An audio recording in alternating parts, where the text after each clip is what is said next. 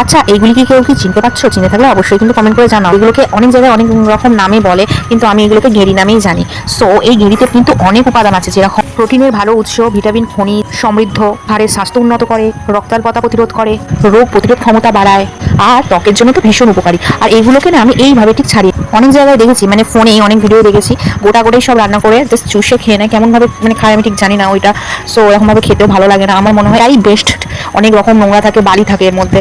So এটাকে ভালো করে ধুয়ে নেওয়ার পর আমি ফের আবার নুন দিয়ে 10-15 মিনিট মাখিয়ে রেখে দিয়েছিলাম, কারণ নুন দেওয়ার পরও অনেক নোংরা বেরোয়, অনেকবার জলে ধুতে হয়। এইটা যেরকম খেতে ভালো, কিন্তু খুব খাটনিও আছে। নুন মাখানোর পর ঠিক এইভাবে ঘষে ধুয়ে নিতে হবে। ধুয়ে নেওয়ার পর প্যানে তেল গরম করার জন্য দিয়ে দিতে হবে। দিয়ে দেওয়ার পর এখানে দিতে হবে কয়েকটা তেজপাতার পর কয়েকটা গোটা মশলা দিয়েছিলাম, যেহেতু আমি বেশি রিচ খাবো না বা ঝোলও খাবো না, তার জন্য।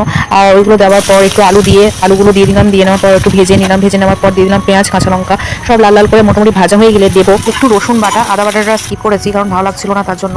তো এইভাবে একটু নেড়ে চেড়ে দিয়ে দিতে হবে সেই গেঁড়িগুলো।